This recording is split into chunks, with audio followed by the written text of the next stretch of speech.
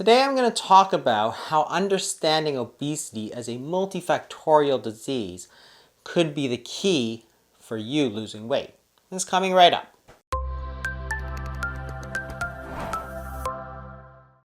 If we consider obesity as a medical disease, you can think of other diseases such as cardiovascular disease, such as heart disease, or cancer, for example. They're not caused by any one specific thing. Heart disease, for example, is influenced by your age, your family history, if you smoke, your physical activity, high blood pressure, diabetes. So there's multiple factors that go into somebody increasing the risk of them having heart disease. This is the same for cancer. It's not a single thing that causes cancer, but includes things like your age, your sex, your family history, exposure to things like smoking or asbestos, immune suppression drugs, and that kind of thing. So again, a multifactorial disease. And when we think about obesity, it's the same thing. In medicine, most diseases are multifactorial. Yet when we talk about weight loss, we don't consider it as a multifactorial disease. We think that weight loss is all about that one specific thing, but that's the wrong way to think about it. So when we look at diseases, we look at them in terms of increase in risk factor. When we get to obesity medicine, for some reason, we just throw that all out the window and decide that there's only one true factor that causes all obesity in all people. And we usually call that calories. But it's not true. Obesity is a disease. It's a disease where your body is carrying too much body fat. And like any disease, it is caused by many different factors. There's a huge list of these factors. Perhaps too many refined foods. Perhaps it's the amount of carbohydrates that you take. Perhaps it's eating out too much. Perhaps it's eating too many snacks. Too many sweet foods. Exercise, fiber, medications, stress. All of these different things can contribute to weight gain and obesity. And it's not going to be the same for everybody. For one person, they may be emotional eaters, and that is their problem. So that's what you need to fix. And eating out less is not going to fix that. Or eating less refined foods is not going to fix that because that was never their problem. So you have to understand that obesity is a medical disease of multiple factors, and therefore there's no single cure or diet that's going to cause weight loss in everybody. If you focus on calories, but the problem was your medications, you're not going to fix that problem. So therefore it's not going to work. And the issue when people get into these diet wars is that what works for one person doesn't necessarily work for another person. So for one person, they may cut out snacks and do very, very well because that was their problem.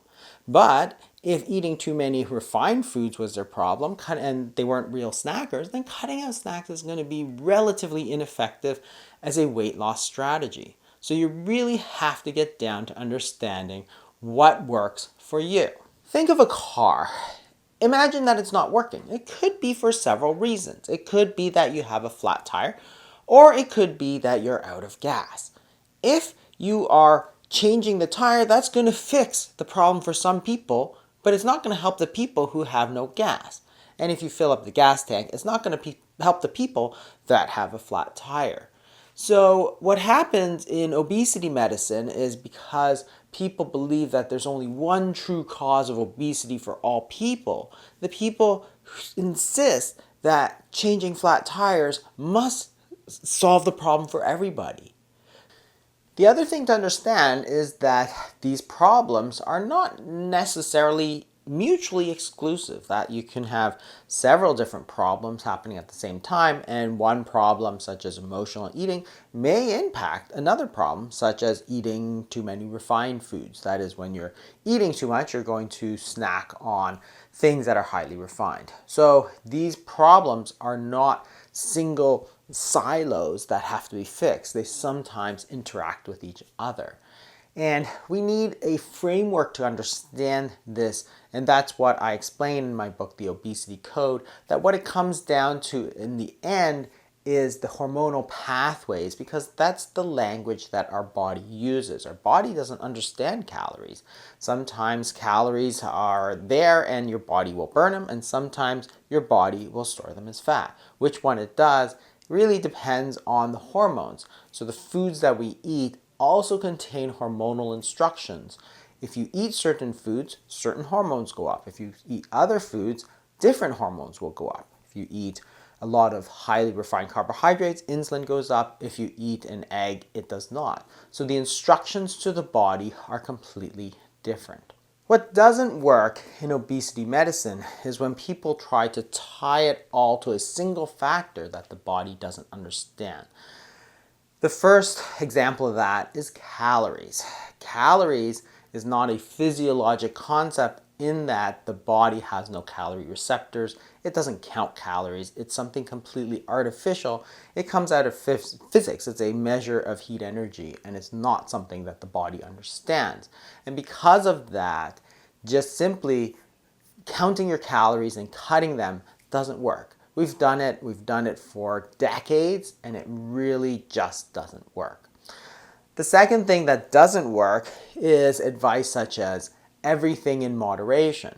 This is really just a cop-out answer, because there are certain foods which are fattening and certain foods that are not fattening. So you don't have to moderate everything. Should you eat broccoli in moderation? Not really. Should you eat cookies in moderation? Probably.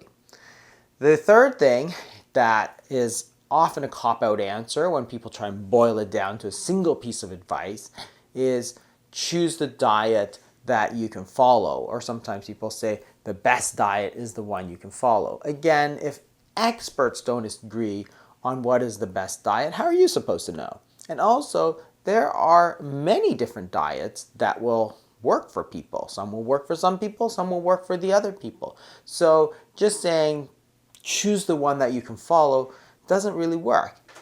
What we need to do is understand the hormonal underpinnings of how we gain weight and therefore how we're going to lose weight. And by viewing obesity as a medical disease, rather than the calories zealots who tend to view this as a problem of willpower and knowledge of how to count calories, we can start to understand why certain principles are much more effective than others. You can really come down to several things that most diets agree on. One, cut out the sugar. Sugar, such as in drinks and desserts, well, it's going to activate those hormonal systems. It's going to activate insulin resistance. It's going to cause fatty liver. It's going to really increase insulin and insulin resistance, which is going to tell your body to gain weight. So cutting out sugar isn't about cutting out calories. It's about reducing the instructions to your body to gain fat. The second thing, don't eat all the time. There's a time to eat and there's a time to digest and use the energy that you've taken in. Every time you eat, you're giving your body the instructions to store those calories as fat, because that's how we store calories, fat. If you're eating all the time, you're simply telling your body constantly, store fat, store fat, store fat. You got to give your body a break sometimes, and that's what that fasting period is going to do. And third, cut out the refined foods. Not just carbohydrates, but also the refined proteins and the refined fat. You got to eat real foods. That is, eat them as close to nature as they are found. Real fats are not something that you need to worry about. Olive oil, avocados, for example. Now we recognize that these high-fat foods can in fact be extremely healthy for you and not cause you a lot of weight gain. It's not simply the carbohydrates in our diet, of course, because our diet has multiple factors, and every time we refine foods, we change them, and that means our body is going to process them differently. So not just the carbohydrates, but refined fats, refined proteins, you need to cut those out. And by understanding obesity as a medical disease and not some kind of psychological disease of low willpower, you can get to the point where you can pinpoint what your problem is and therefore fix it. Thanks for watching. I hope you learned something this week. And if you did, maybe share it with a friend. They may learn something as well. And if you could do me a favor, just hit that like button below so that other people can find this video. And I'll see you next week.